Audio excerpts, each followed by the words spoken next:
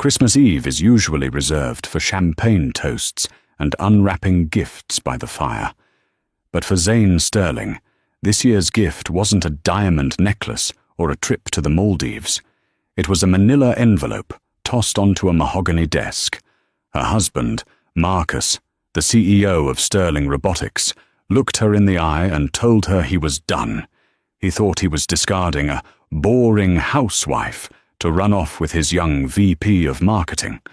But Marcus made a fatal calculation error. He didn't know that the mysterious angel investor keeping his failing company alive wasn't a faceless bank in Switzerland. It was the woman standing right in front of him, and she was about to call in her debt. The snow outside the floor-to-ceiling windows of the penthouse in Tribeca fell in thick, silent sheets, blanketing New York City in white. Inside, the atmosphere was anything but peaceful. The air smelled of expensive pine needles and the lingering, metallic scent of betrayal. Zane Sterling stood by the 12-foot Nordman fir, her hand resting lightly on a glass ornament. At 32, she possessed a quiet, understated elegance that often allowed her to blend into the background of her husband's flashy life. She was wearing a vintage silk dress, waiting for Marcus to pour the wine. "Zane, we need to talk," Marcus said. His voice didn't have the warmth of the holidays. It had the sterile, clipped cadence he used in boardrooms when he was about to fire a junior executive. Marcus Sterling was handsome in the way politicians are, polished, sharp-jawed, and entirely superficial. He placed a glass of Pinot Noir on the marble coffee table, but he didn't sit down. Instead, he reached into his briefcase and pulled out a thick yellow envelope. He dropped it on the table next to the wine. The sound it made, a heavy, dull thud, echoed in the large room. "What is this?" Zane asked, though a cold knot was already tightening in her stomach. "Divorce papers," Marcus said, checking his Rolex Submariner as if he had a train to catch. "I've had my lawyer, Arthur Kane, draw them up. They're generous, Zane. More than the prenup required. You get the condo in Connecticut and a lump sum. I'm keeping the penthouse, the Hamptons estate, and obviously my shares in Sterling Robotics." Zane didn't scream. She didn't cry. She simply walked over to the table and looked down at the documents. "On Christmas Eve, Marcus? Really?" "There's never a good time, is there?" He sighed, running a hand through his perfectly gelled hair. "Look, let's be adults. We've grown apart. You're happy being a domestic partner. You like your books, your gardening, your quiet life. I need someone who matches my pace. Someone who understands the pressure of running a billion-dollar tech unicorn." Zane looked up, her eyes dark and unreadable. "You mean someone like Jessica Vane?" Marcus froze. His composure cracked for a split second. "How do you— I'm your wife, Marcus, not your employee. I notice things." Jessica Vane was the 26-year-old VP of marketing at Sterling Robotics. She was loud, ambitious, and had been seen clinging to Marcus's arm at the TechCrunch Disrupt Gala 3 months ago. "It's not just about Jessica," Marcus said defensively, regaining his footing. "It's about the company. Sterling Robotics is at a critical juncture. We're launching the SR90 prototype next month. I need total focus. I can't be dragged down by a marriage that's become stagnant." "Stagnant," Zane repeated the word, tasting the bitterness of it. "I supported you when you started this company in a garage in Queens. I paid the rent for 3 years while you ideated. I edited your pitch decks." "And I'm grateful," Marcus said dismissively. "That's why the settlement is generous. But let's face it, Zane.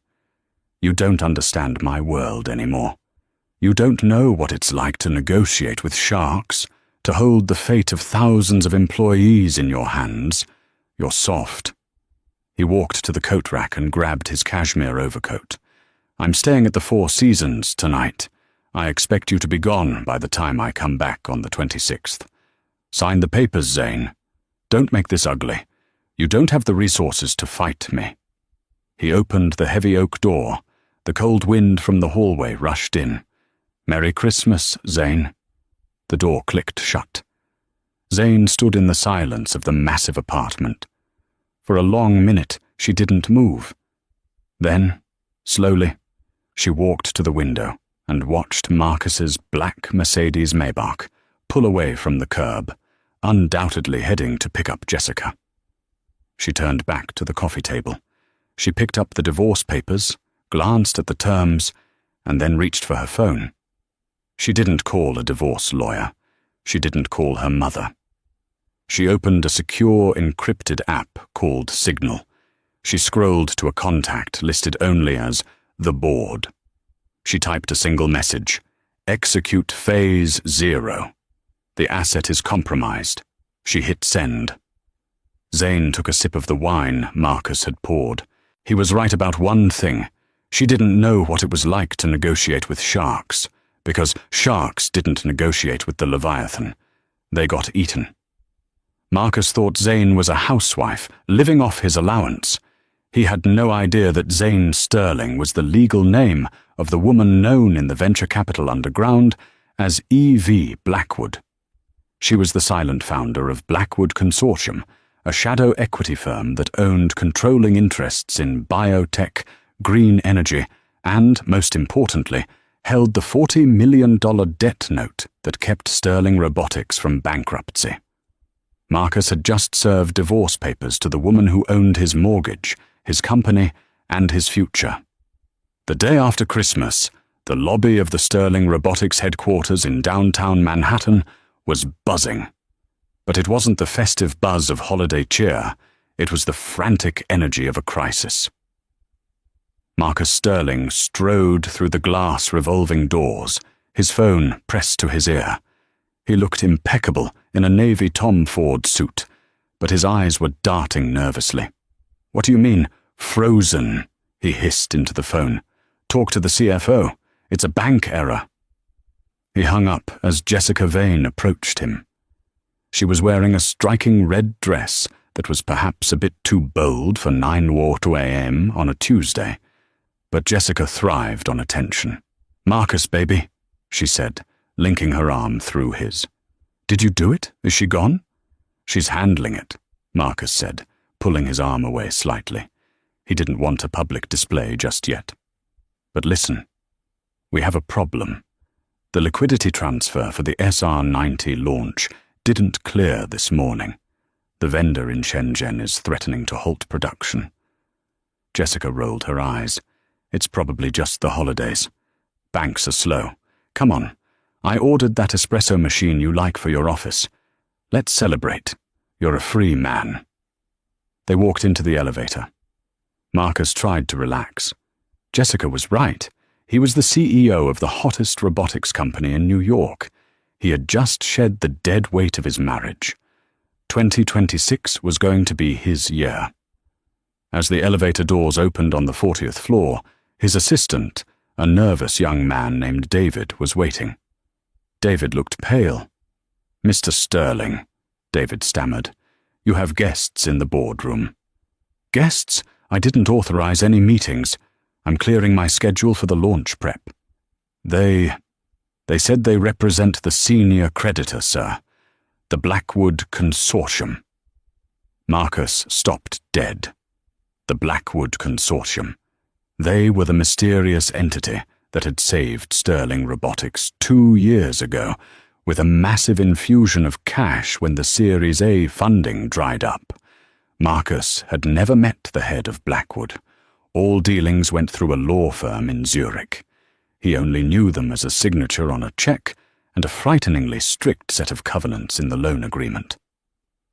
"Blackwood?" Marcus straightened his tie. "Why are they here?" "They said there's been a breach of contract regarding the morality and stability clause," David whispered. Marcus felt a bead of sweat trickle down his back. "Get the legal team. Now." He turned to Jessica. "Go to your office. Stay there." "But I want to meet them," Jessica pouted. If I'm going to be the new face of this company alongside you, I should— Jessica, go! Marcus snapped. He walked toward the double-glass doors of the boardroom. He composed himself. He was Marcus Sterling. He could charm anyone. He pushed the doors open. 3 men in grey suits sat on one side of the long table. They looked like undertakers, but it was the person sitting at the head of the table, his chair, that made the air leave his lungs. The chair was turned away from him, facing the window view of the Hudson River. "Gentlemen," Marcus said, his voice booming with forced confidence, "to what do I owe the pleasure? And who is sitting in my seat?" One of the grey suits, a man with wire-rimmed glasses, spoke up. "Mr. Sterling, I am Arthur Penhaligon, lead counsel for Blackwood Consortium. We are here because of a significant change in the leadership dynamic of Sterling Robotics." "There is no change," Marcus said, stepping forward. "I am still CEO." "The Blackwood Agreement clearly states," Penhaligon read from a file, "that any significant alteration to the CEO's personal assets or marital status that could endanger the stability of the company requires immediate disclosure and review by the primary investor." "My divorce is private," Marcus spat. "It has nothing to do with the company." "On the contrary," the lawyer said, "since your wife, Zane Sterling, is listed as a guarantor on the original incorporation papers from 5 years ago, her removal from your life alters the risk profile." Marcus laughed nervously. "Zane? She's a guarantor in name only. She doesn't know a balance sheet from a grocery list." The chair at the head of the table slowly swiveled around. Marcus expected to see an old European banker, perhaps an Asian tycoon. Instead, he saw a woman. She was wearing a sharp, white blazer that looked like armor. Her hair, usually tied back in a messy bun at home, was blown out in sleek, dangerous waves. She wore a pair of glasses he had never seen before, thick frames that made her look intellectual and severe. It was Zane. But it wasn't the Zane he had left crying, or so he thought, on Christmas Eve. This woman radiated power. She didn't look like a wife. She looked like a predator. "Hello, Marcus," Zane said. Her voice was smooth, like velvet over gravel. Marcus blinked, his brain misfiring. "Zane? What are you doing here? Did you follow me? Get out before I have security drag you out. You're embarrassing yourself." He looked at the lawyers. "I apologize. My soon-to-be ex-wife is having a breakdown. I'll have her removed." "Sit down, Marcus," Zane said. She didn't shout. She just commanded. "Excuse me?" I said, "Sit down." She tapped a manicured fingernail on the mahogany table. "Mr. Penhaligon, please explain the corporate structure to Mr. Sterling. He seems to have forgotten who owns the debt." Penhaligon cleared his throat. "Mr. Sterling, the Blackwood Consortium is a holding company. It is 100% owned by a blind trust." "So?" Marcus demanded. "The sole beneficiary and trustee of that trust," Penhaligon continued, "is Mrs. Zane Vance Sterling." The room went silent. The hum of the air conditioning sounded like a jet engine in Marcus's ears. That's impossible," Marcus stammered. "Zane doesn't have money.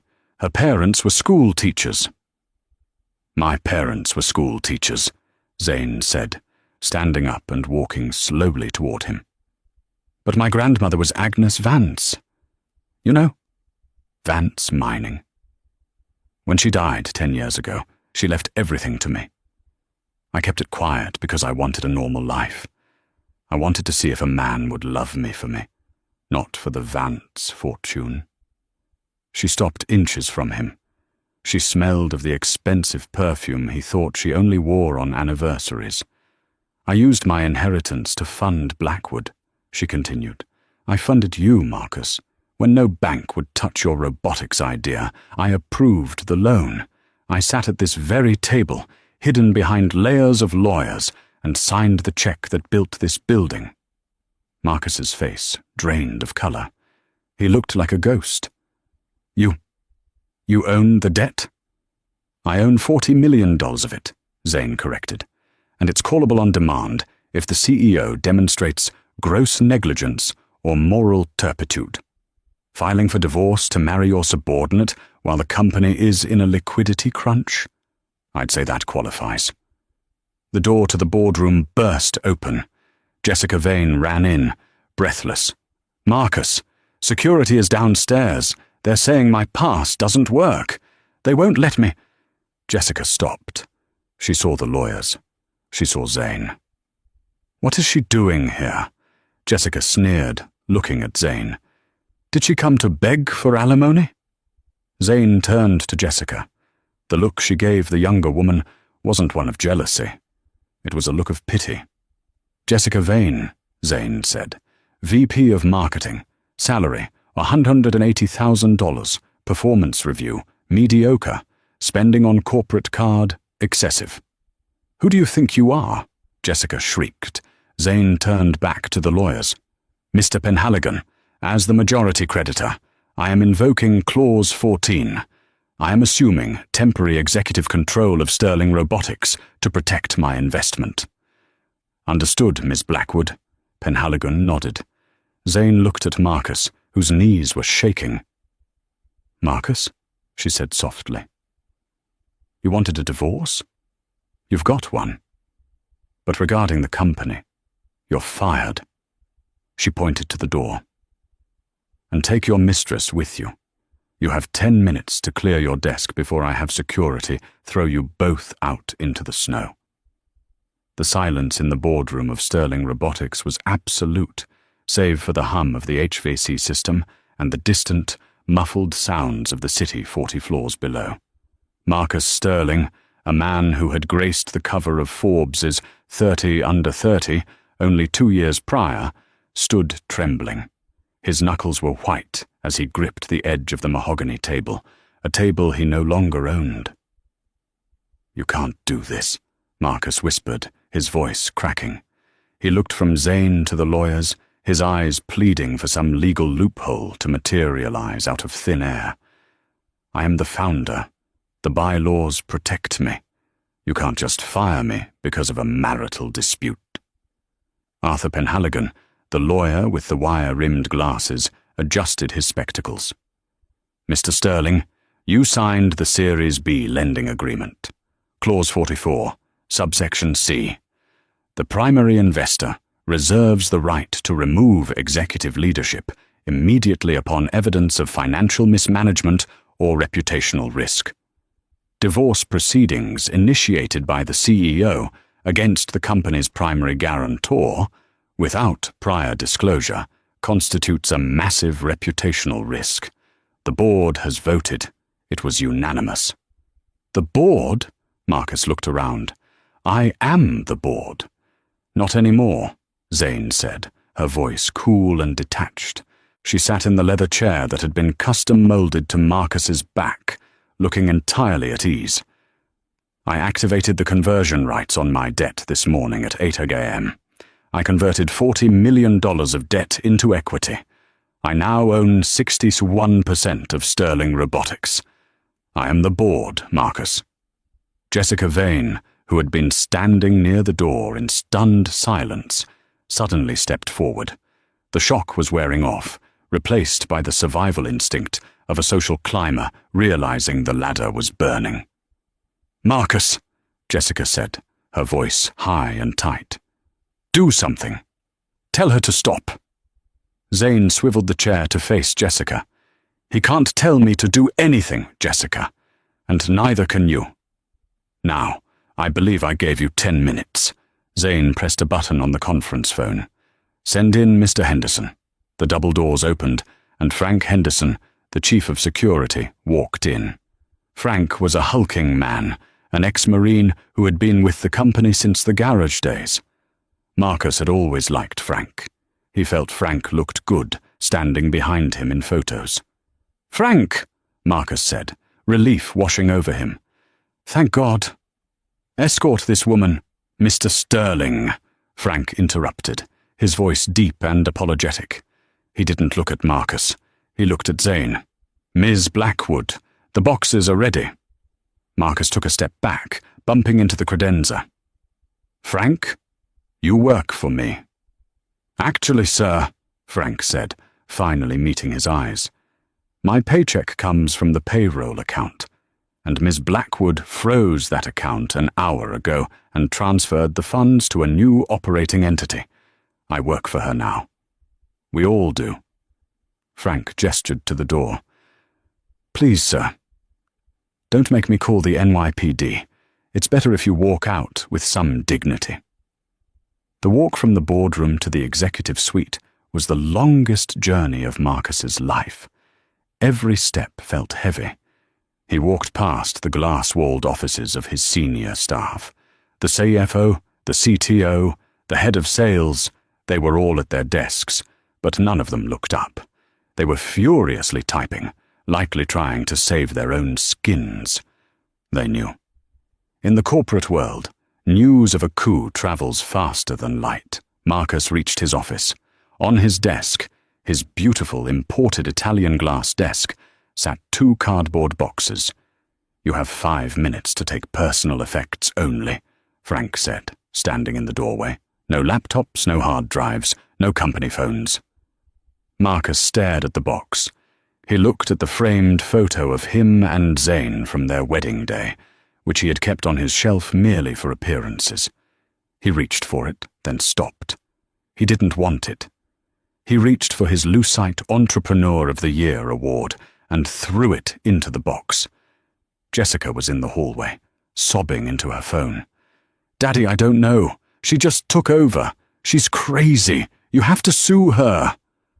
Marcus grabbed his coat. He didn't fill the box. There was nothing in this office that mattered anymore. The power was gone. The prestige was gone. "Let's go," Marcus muttered to Jessica, grabbing her arm. "Get off me," Jessica snapped, pulling away. She looked at him with undisguised disgust. "You said you had ironclad control. You said she was a nobody." "We'll fix this," Marcus hissed. "Just get in the elevator." They walked to the elevator banks. As they waited, the employees in the open-plan bullpen stopped working. 50 heads turned. There was no whispering, just a sea of eyes watching the king fall. Marcus stared straight ahead at the brushed steel doors, his face burning. The elevator ride down was silent. Jessica refused to look at him. She was frantically texting. When the doors opened to the lobby, Marcus braced himself for the cold winter air. But as he stepped out of the elevator, he was blinded by a wall of flashing lights. Flash, flash, flash!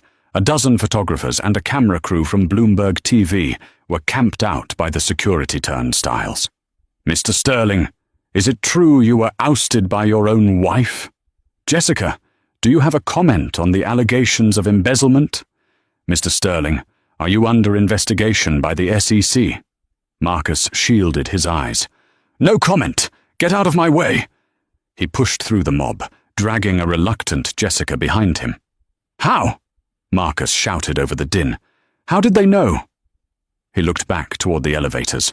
Through the glass walls of the lobby, he could see the balcony of the mezzanine level. Standing there, looking down at the chaos like a queen watching a gladiator match, was Zane. She held her phone to her ear. Up on the mezzanine, Zane spoke quietly into her device. "Yes, they're leaving the building now. The footage should be excellent. Make sure it trends by noon.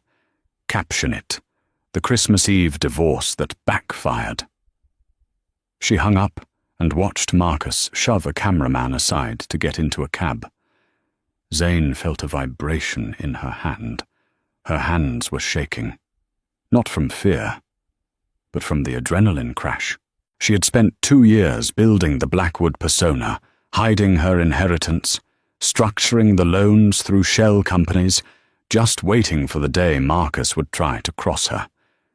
She had hoped she would never have to use the nuclear option.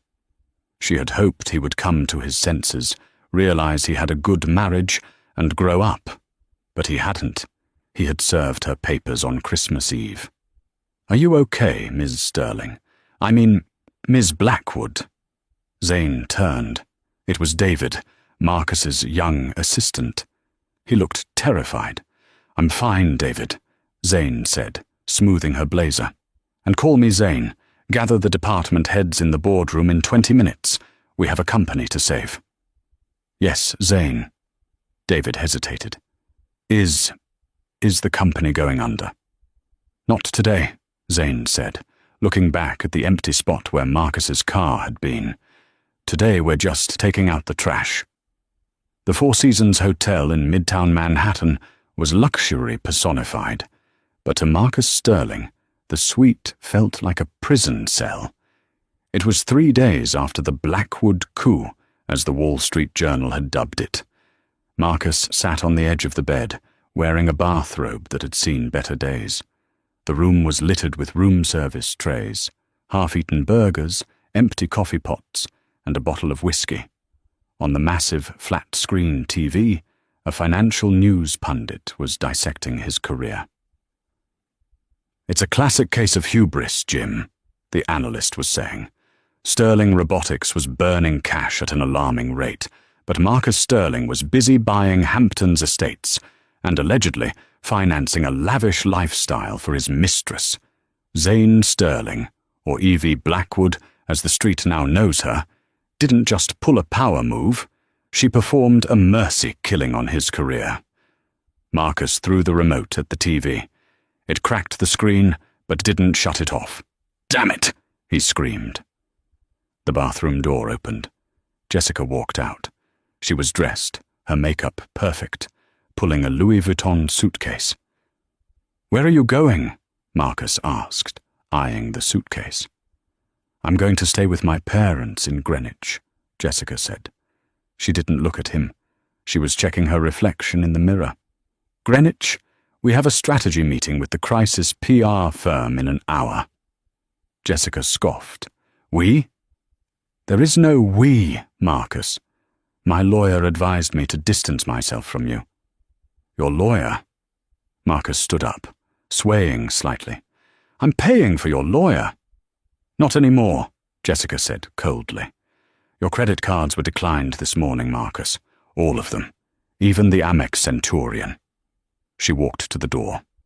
"Jessica, wait," Marcus pleaded, his voice desperate. "I love you. We can fix this. I'm going to sue Zane. I'll get the company back. I just need time." Jessica turned, her hand on the doorknob. Her eyes were empty of anything resembling affection. "You don't get it, do you? You were the golden boy. That's why I was with you. Now? You're a joke, a meme. I have 50,000 new followers on TikTok who are laughing at us, not with us. I can't build a personal brand on a sinking ship." You mercenary little—" "Merry Christmas, Marcus," she said, echoing his words to Zane. She slammed the door. Marcus stood alone in the silence. The reality of his situation crashed down on him. He had lost his wife, his company, his mistress, his reputation, and now, apparently, his money. He needed a shark, a real one. 2 hours later, Marcus sat in a leather chair in a smoky, dimly lit office in Lower Manhattan. This wasn't a white shoe law firm with glass walls. This was the office of Julian Thorne. Julian Thorne was a legend in New York for all the wrong reasons. He was the lawyer you called when you were guilty and wanted to destroy the opposition so badly they forgot to prosecute you. He was 60, bald, with eyes that looked like black beads. "So," Thorne said, lighting a cigar, "your wife outsmarted you. That's rare. Usually the husbands are the ones hiding the assets." "She tricked me," Marcus said, leaning forward. "She committed fraud. She signed that loan agreement as Evie Blackwood. She never disclosed she was the lender. That's a conflict of interest. That has to be illegal." Thorne blew a ring of smoke. "It's grey. Very grey. But she disclosed it to the SEC. under a blind trust. Technically, she didn't have to tell you anything. You signed the papers, Marcus.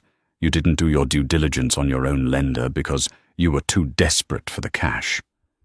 So you're saying I'm screwed?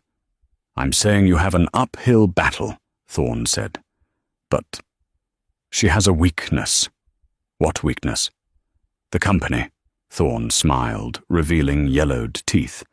Sterling Robotics is fragile. She's trying to stabilize it. If we can prove that her takeover caused material damage to the shareholders, meaning the other minority investors, we can file an injunction. We can freeze her out. We can make it so painful for her that she pays you a settlement just to go away. How much? Marcus asked. 50 million, Thorne said. But I want 30%. Done, Marcus said without hesitation. One problem, Thorne said, opening a file folder. I did a little digging before you arrived. There's a rumor. What rumor? That the SR-90 prototype doesn't work. Thorne stared at Marcus. Marcus shifted in his seat. It works. It just has glitches. Glitches like it falls over, or glitches like it explodes. It's a software issue, Marcus said defensively. We just need more time. Marcus, Thorne lowered his voice. Did you lie to the investors about the functionality of the SR-90 to secure that last round of funding? The funding your wife provided? Marcus looked away. I exaggerated the readiness levels. Everyone does it in tech. Thorne chuckled darkly. If she finds out the prototype is a dud, she won't just fire you. She'll have you arrested for securities fraud. You didn't just cheat on your wife, son. You defrauded your biggest investor, who happens to be your wife. Meanwhile, at Sterling Robotics, Zane was discovering exactly that. She was sitting in Marcus's office, now sanitized and reorganized. The desk was covered in schematics. Opposite her sat Dr. Aris Thorne, no relation to Julian, the lead engineer. Aris was a brilliant woman who had been marginalized by Marcus because she refused to flirt with him. Show me, Zane said. Aris typed a command into a laptop. On the large monitor on the wall, a video feed from the testing lab appeared. The SR-90, a humanoid robot designed for warehouse logistics, stood in the center of the room. Execute lift protocol, Aris said into her headset. The robot moved forward. Its movements were jerky. It reached for a 50 lb crate. It lifted it. Then, its left knee joint buckled. The robot collapsed, the crate smashing on top of it. Sparks flew. Zane closed her eyes and pinched the bridge of her nose. How long has it been doing this? 6 months, Aris said quietly. We told Marcus. We told him the hydraulic actuators weren't strong enough. We needed to source better parts from Germany. But Marcus said they were too expensive. He made us source cheap knockoffs from a supplier in Vietnam to cut costs and boost the quarterly margins. Let me guess, Zane said, a sinking feeling in her gut. The supplier in Vietnam is owned by a shell company? Aris nodded. We think so. The invoices were irregular. Zane slammed her hand on the desk. He was skimming. He was buying junk parts, showing high margins to the board, and pocketing the difference. She stood up and walked to the window. The snow was falling again. She had thought this was just about a broken heart. She thought she was teaching a cheating husband a lesson. But now she realized she had bought a lemon. She had invested her grandmother's fortune into a fraud. If this got out, Sterling Robotics would be worth zero. Her $40 million would be gone. The 200 employees in the building would be jobless.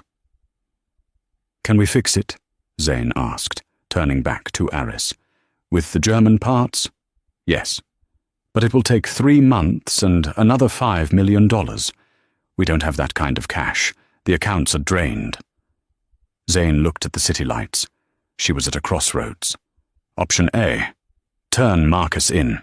Go to the FBI. He goes to jail for years. But the scandal kills the company, and she loses everything. Option B, cover it up. Fix the robot. Find the money somewhere. Save the company, save the employees. But let Marcus walk free for now, because she can't risk a trial exposing the fraud. Her phone buzzed. It was a text from an unknown number. Meet me at the Oak Room. 8 p.m. We have a proposition regarding your husband's equity. Julian Thorne, Esquire. Zane stared at the screen. Marcus had lawyered up. She looked at Aris. Get the German parts. Order them. But the money? Aris asked. Zane picked up her coat. Her eyes were cold, harder than they had been on Christmas Eve. I'm going to get the money, Zane said. I'm going to sell the one thing Marcus loves more than himself. What's that? His legacy. Zane walked out of the office. She wasn't going to the FBI, not yet. She was going to dinner with the devil, and she planned to make him pick up the check. The Oak Room was the kind of establishment where deals were made over Wagyu beef and 20-year-old scotch. It was dark, wood-panelled, and smelled of old money. Zane walked in at exactly 8 p.m. She wore a black dress that was simple, but cut like a weapon. She carried a single, thin leather folder. In the back booth, Julian Thorne sat like a gargoyle, nursing a whiskey. Marcus sat next to him, looking jittery. He had shaved, but his eyes were bloodshot. He looked like a man holding onto a cliff edge by his fingernails. Zane, Marcus said, half rising. Sit, Zane said, sliding into the booth opposite them. She didn't order a drink. She placed the folder on the table. Mrs. Sterling, Julian Thorne purred, his voice like oil. Or should I call you Ms. Blackwood? I must say, impressive corporate maneuvering, but illegal. Spare me the opening statement, Julian, Zane said coolly. I'm here because you threatened an injunction. We didn't threaten. Thorne smiled. We promised.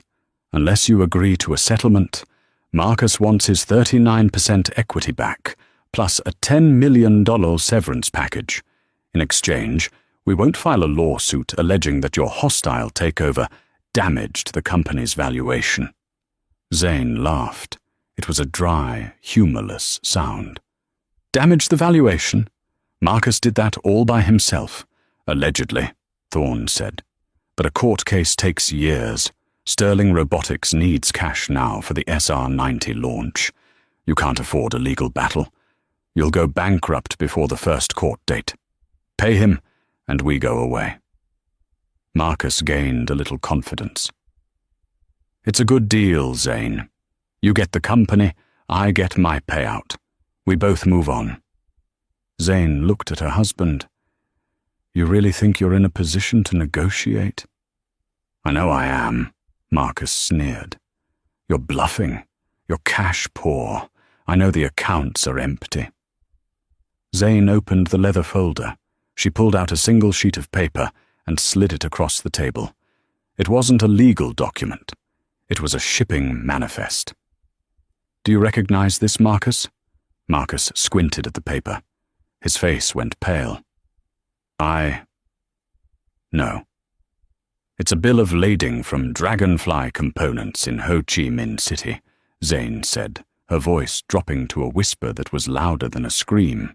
It lists the hydraulic actuators you ordered for the SR-90, the ones you paid $200 per unit for, while billing the company $800 per unit through a shell company in the Cayman Islands called MS Holdings. Thorne stopped swirling his whiskey. He looked at the paper, then at Marcus. Marcus? Is this true? It's a misunderstanding, Marcus stammered. Standard markup. Consulting fees. It's embezzlement, Zane corrected. And it's fraud. You installed defective parts into a robot meant to work alongside humans. If that robot hurt someone, you wouldn't just be sued. You'd be looking at 10 to 15 years in federal prison for criminal negligence and wire fraud. Zane turned to Thorne. Julian, I assume you don't want to represent a client who paid your retainer with stolen corporate funds? The DOJ frowns on that. They might freeze your accounts too, just to be thorough. Thorne's face hardened. He was a shark, and he smelled blood. His own clients. He slowly moved his hand away from Marcus's arm. You didn't tell me about the shell company, Marcus, Thorne said, his voice deadly quiet. I can explain, Marcus cried. Here is the counteroffer, Zane said, sliding a second document across the table. Marcus signs over his remaining equity, all of it, to the Blackwood Trust. He resigns from the board permanently. He forfeits his severance. And what do I get? Marcus asked, his voice trembling. You get to stay out of jail, Zane said. I won't report the fraud to the SEC. I'll classify the Vietnam deal as a barred vendor choice and absorb the loss. You walk away with nothing, but you walk away free. Marcus looked at the document. He looked at Thorne for help. Thorne finished his drink and stood up. I think you should sign, Marcus, and don't bother walking me out. I'm done here. Thorne left. Marcus was alone with his wife. You ruined me, Marcus whispered. No, Marcus, Zane said, capping her pen. You ruined us. I'm just balancing the books. She pushed the pen toward him. With a shaking hand, Marcus Sterling signed away the last of his empire. The victory at the Oak Room tasted like ash. Zane had 100% of the company, and she had silence, but she didn't have the $5 million needed to replace the defective actuators with the German ones. It was January 15th. The Global Tech Expo was in 3 weeks.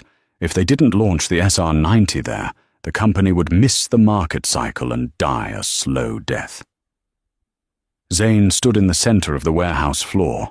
The engineering team, led by Dr. Aris Thorne, looked exhausted. They had stripped the robots down to their skeletons. We have the design, Aris said, wiping grease from her forehead. We have the team. We just don't have the parts. The German supplier, Kraus and Müller, won't ship without a 50% deposit. We need $2.5 million by Friday. Zane nodded. You'll have it. How? Aris asked. The banks won't touch us while the divorce is in the news. I'm having a garage sale, Zane said. The next day, the driveway of the Hamptons estate, the one Marcus had fought so hard to keep in the prenup discussions, was filled with luxury cars. But they weren't guests. They were buyers. Zane had contacted a private auctioneer. She was liquidating everything Marcus had left behind, leveraging her power as the primary creditor, seizing collateral for the embezzled funds. The Maybach sold for $180,000.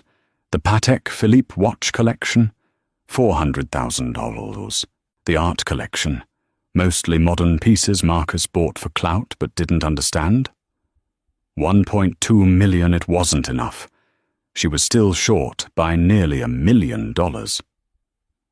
Zane walked through the empty master bedroom of the Hamptons house. It was cold. She opened the closet. Hanging there was her wedding dress. She touched the silk. Her phone rang. It was a private number. Hello? I heard you're selling the furniture. Marcus's voice came through. He sounded drunk. Are you enjoying it? Picking the bones? I'm saving the company, Marcus. Something you never did. You're going to fail, Marcus slurred. You think you can run a tech company? You're a librarian, Zane. You're a nobody without me.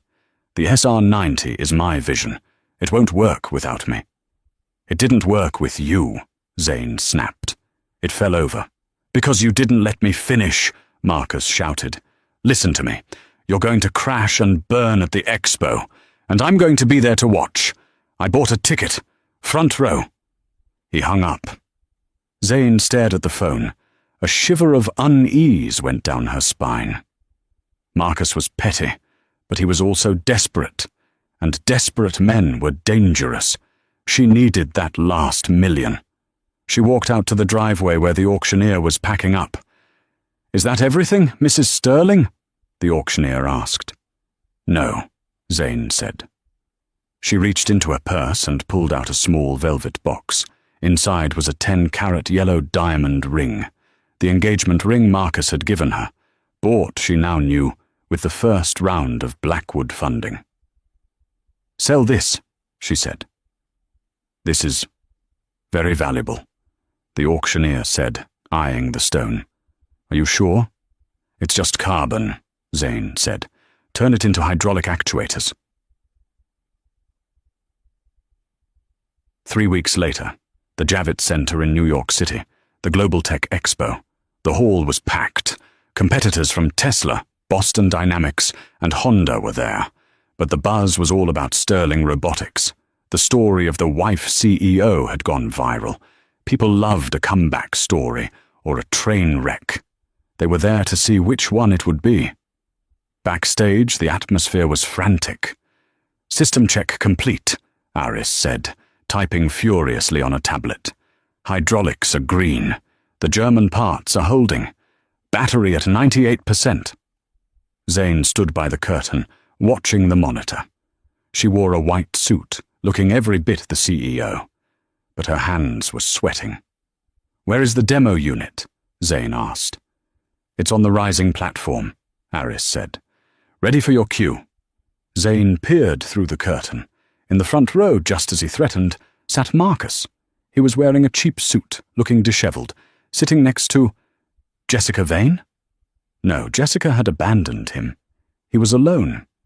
But he was smiling, a nasty, confident smile. Why was he smiling? "Aris," Zane said urgently, "did anyone touch the code, the operating system?" "No," Aris said. "We locked it down. Biometric access only. You and me." Zane watched Marcus. He pulled a small device from his pocket. It looked like a garage door opener, but thicker. A Flipper Zero, a hacking tool. "He's going to jam the signal," Zane realized. "He's going to disrupt the Bluetooth connection between the controller and the robot. If he does that," Aris went pale, "the robot will default to search mode. It might wander off the stage. It will look like a glitch. A disaster. Can we hardwire it?" "Not in 2 minutes. You're on in 60 seconds. Zane looked at the stage, then at Marcus. She couldn't stop him physically without causing a scene. She had to outsmart him. "Aris," Zane said, her voice steady. "Change the protocol. Switch the robot to autonomous voice command. Cut the remote controller entirely." "That's risky," Aris warned. "It's beta. If it misinterprets a command, do it. Cut the Bluetooth. Let him jam a dead signal." "Ladies and gentlemen," the announcer boomed, "please welcome the CEO of Sterling Robotics, Zane Sterling." Zane took a deep breath. She walked out onto the stage. The lights were blinding. The applause was polite, but skeptical. She walked to the center of the stage. She saw Marcus in the front row. He raised his device, hiding it under his jacket. He pressed the button. Zane smiled at him. She tapped her microphone. "Welcome," she said. "For years, robotics has been about control. Remote control. But true evolution is about independence." She turned to the rising platform. The SR-90 rose up. It was sleek, silver, and redesigned. Marcus was frantically pressing the button in his pocket. Nothing was happening. The robot stood perfectly still. "SR-90, Zane said clearly. "Wake up." The robot's eyes glowed blue. It didn't wait for a signal from a tablet. It turned its head, scanned the crowd, and locked eyes with Zane. "Hello, Zane," the robot's synthesized voice said. The crowd gasped. "SR-90, Zane commanded. "Identify the threat in the front row." The robot turned. It pointed a metal finger directly at Marcus. Marcus froze. The spotlight swung to him. "Subject identified," the robot said. "Heart rate elevated. Galvanic skin response indicates deception." Laughter rippled through the crowd. They thought it was a skit, a prepared bit. Zane walked to the edge of the stage, looking down at Marcus. "We have purged the old bugs," Zane said into the mic, staring right at him. "We have removed the faulty components, and now we are ready to build the future." She turned back to the robot. "Demonstrate precision." The robot picked up a needle and a thread. With fluid, human-like grace, powered by the expensive German hydraulics, it threaded the needle in one smooth motion. The crowd erupted, a standing ovation. Marcus sat frozen, his jamming device useless in his hand. He realized with dawning horror that by cutting the remote, she had rendered his sabotage irrelevant. He was just a spectator now. Zane looked out at the cheering crowd. She had won. But as she waved, she saw two men in windbreakers waiting in the wings. They weren't security. They had FBI printed on their jackets. They weren't looking at her. They were looking at the man in the front row who had just been publicly identified as deceptive. Zane's audit regarding the Vietnam invoices hadn't been entirely internal. She had sent one copy to the authorities that morning. The show was over, but the justice was just beginning.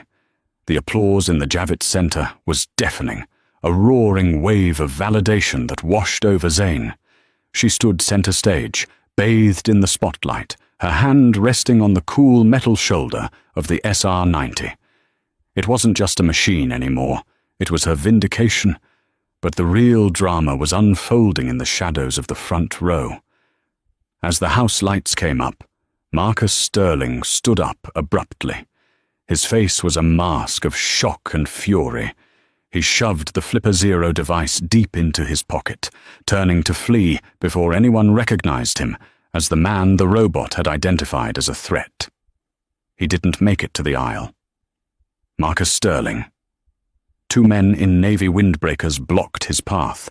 Behind them stood a uniformed NYPD officer. Marcus froze. "Yes, I'm in a hurry." "Special Agent Miller, FBI, Financial Crimes Division," the taller man said, flashing a badge. "We have a warrant for your arrest."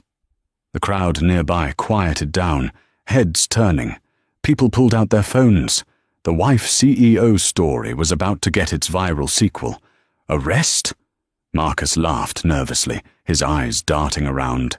"This is a mistake. I'm the founder of this company." "We're aware," Agent Miller said, pulling out handcuffs. "We're arresting you for wire fraud, embezzlement, and conspiracy to commit money laundering regarding the MS Holdings accounts in the Caymans. We also have a statement from your former attorney, Julian Thorne, regarding the falsification of investor documents." Zane watched from the stage. She hadn't moved. She saw the color drain from Marcus's face.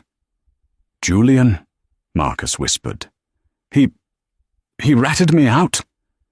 "Mr. Thorne is cooperating with the investigation to avoid disbarment," the agent said. "Turn around, please." "Zane!"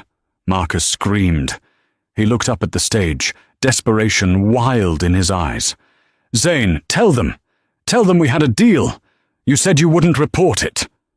Zane took the microphone from the stand. The room went silent. The cameras zoomed in. "We did have a deal, Marcus," Zane said, her voice amplified through the massive hall. "You signed away the company, and I agreed not to report the fraud if you walked away. If you let me save the company you tried to destroy." She walked to the edge of the stage, looking down at him like a judge from on high. "But you didn't walk away," she continued. "You came here today with a jamming device. You tried to sabotage the launch.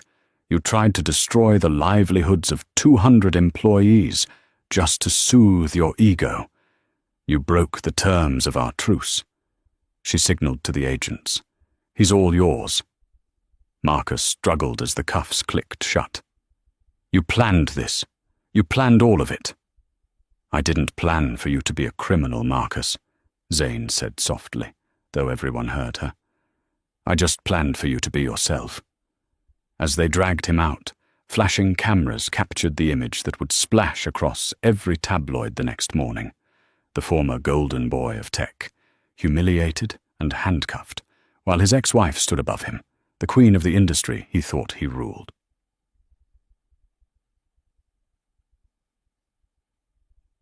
One year later, Christmas Eve. The penthouse in Tribeca looked different. The cold, modern Italian furniture Marcus had favoured was gone, replaced by warm velvets, bookshelves filled with actual books, and art that Zane actually liked.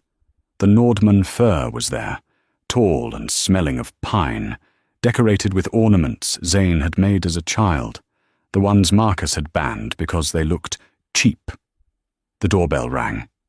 Zane walked to the door. She wore a comfortable cashmere sweater, not a silk dress meant for display. She opened it to reveal Dr. Aris Thorne. "Merry Christmas, boss," Oris said, holding a bottle of champagne. "Merry Christmas, Aris, and stop calling me boss. You're the CTO. You basically run the place." Aris laughed, stepping inside. "Old habits. Besides, Forbes just named you Businesswoman of the Year. You are the boss." They walked into the living room. The TV was on in the background with the volume low. A news segment was playing. Former tech mogul Marcus Sterling was sentenced today to 8 years in federal prison, the reporter said. Sterling, who pleaded guilty to defrauding investors, issued no statement. His former mistress and co-conspirator, Jessica Vane, received probation for her testimony. Zane picked up the remote and turned the TV off. "Do you miss him?" Aris asked, pouring the champagne. Zane looked at the blank screen. She thought about the man who had handed her divorce papers exactly 1 year ago in this very room. She thought about the cruelty, the dismissal, the way he had made her feel small for a decade. Then she thought about the last year. The late nights in the lab, the thrill of the expo, the loyalty of her team, the feeling of waking up every morning knowing she was the master of her own fate. "I miss who I thought he was," Zane said, taking the glass. "But I like who I am now a lot better." She walked to the window. The snow was falling again, just like that night. But this time, the city didn't look cold. It looked bright, alive, and full of possibility. She raised her glass to the reflection in the window. Not E.V. Blackwood, the shadow investor, but Zane Sterling, the woman who survived. "To the future," Zane said. "To the future," Aris echoed. Outside, the snow continued to fall, burying the past, leaving a clean, white slate for whatever came next. And that, ladies and gentlemen, is the story of the Christmas buyout. Talk about karma, right? Marcus thought he was discarding a boring housewife, but he ended up handing the keys to his kingdom to the one person who actually knew how to rule it. It's a powerful reminder that you should never underestimate the quiet ones in the room, and you should definitely check who owns your debt before you file for divorce. I want to know what you think. Do you think Zane was too harsh by calling the FBI at the end? Or did Marcus get exactly what he deserved for trying to sabotage the robot? Let me know in the comments below. I read every single one. If you enjoyed this roller coaster of corporate revenge, please hit that like button. It really helps the channel grow. And if you haven't already, smash that subscribe button and ring the notification bell so you never miss a story. We drop new dramas every week. Thanks for listening, and have a Merry Christmas. Just make sure you check your paperwork before you open your gifts. See you in the next video.